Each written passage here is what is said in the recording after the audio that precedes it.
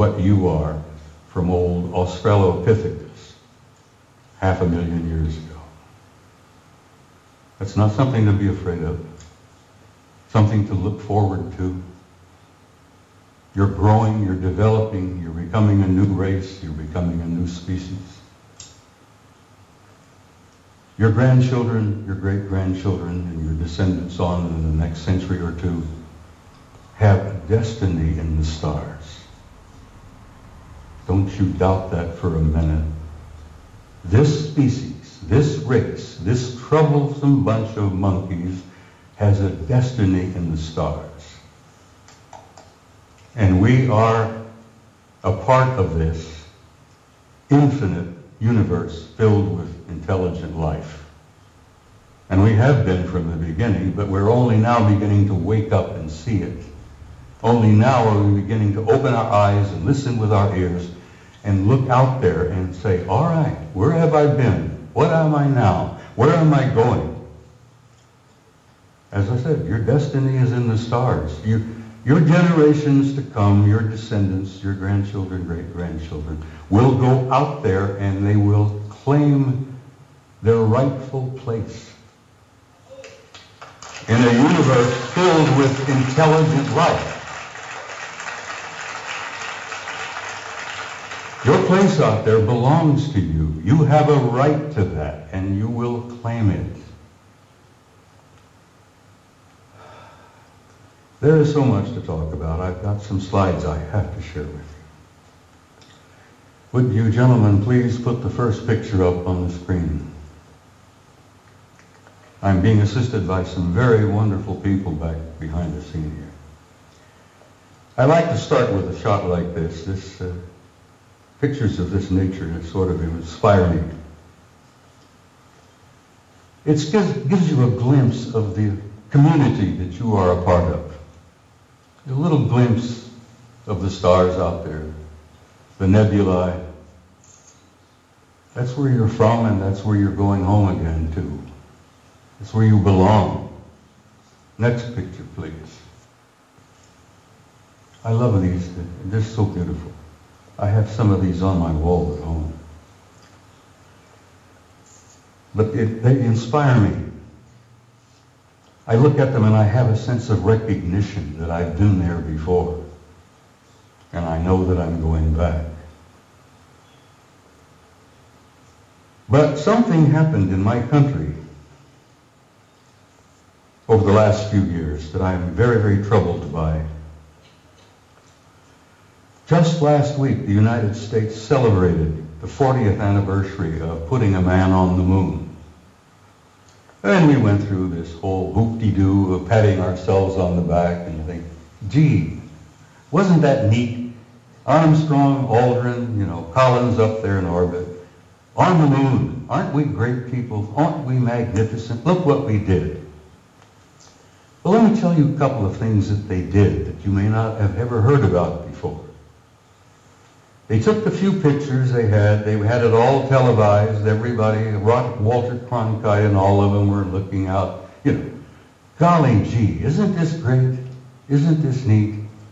We got a couple of guys on the moon.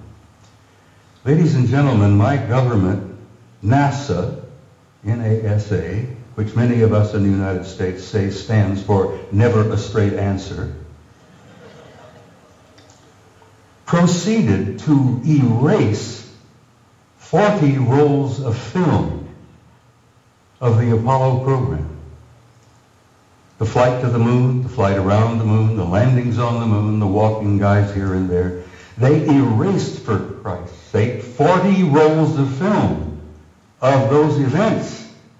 Now we're talking about several thousand individual frames that were taken that the so-called authorities determined you did not have a right to see. Oh, they were disruptive, socially unacceptable, politically unacceptable. I become furious. I'm a retired command sergeant major. I was never famous for having a lot of patience. The idea when I found out that they had erased 40 rolls of film involving several thousand individual shots about what really happened up there, I became so furious that I could have punched the director of NASA in the nose. I try to be, I'm not a dangerous man. I like to tell people that, like Henry Higgins in My Fair Lady, I have the milk of human kindness by the quart in every vein. So I really am a gentle man. But I have the capability, the potential of being rather dangerous and violent. And these lies and these cover-ups that I've learned about firsthand over the years literally infuriate me. And I hope it infuriates you, because these authorities, these nitwits in high positions of power, who are proceeding to spend all the money that the American people make for their own use, for their own private programs, and then lie through their teeth about what the truth really is. Well, thanks to the idea that there were a few employees in NASA 40 years ago, even today, there are some good people working there, decent people, honest people. I have some film that they preserved that was not destroyed. Gentlemen, put up the next picture for me, please.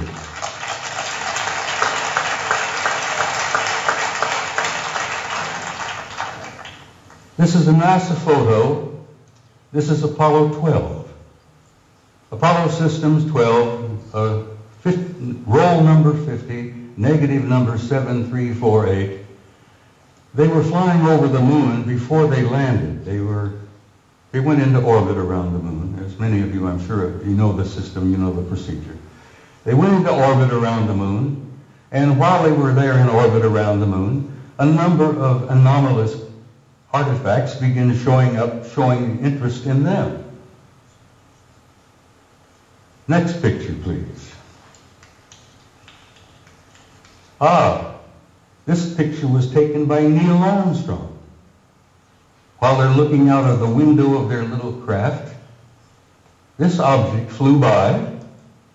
There's the moon in the background, of course, and here's this object that flew by the window of that little craft that they were riding in.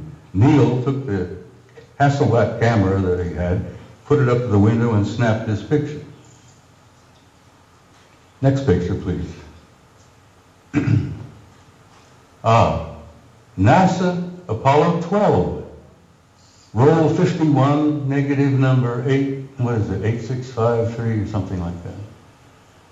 Now this is a good-sized object. This is several hundred feet in diameter that came up next to the lander, flew along beside them for a time.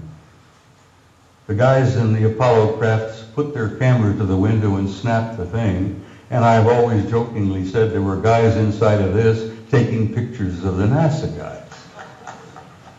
We were photographing them, they were photographing us. Next picture, please. Photo NASA, Apollo Systems number 14. Apollo 14. Roll 70. Negative, what is it, 9837, I think, or 8837, I can't read it. This is the Landsberg crater on the moon. The guys in orbit above the moon were particularly fascinated by Landsberg. They had been given a special assignment to take pictures of Landsberg because the crater, which they designated as Landsberg, had things going on in the crater that were very anomalous. There was a construction going on. There were enormous facilities in the middle of the crater up there. So they were specifically designated and assigned to photograph Landsberg to see if they could figure out what the hell's going on down there in the crater on Landsberg. While they were looking at Landsberg, this object happened to express interest in them and flew by. Now this line is an artificial line that was drawn to show you the direction that this object was going. This is a good-sized object flying past the Apollo lander. God, I'm so glad that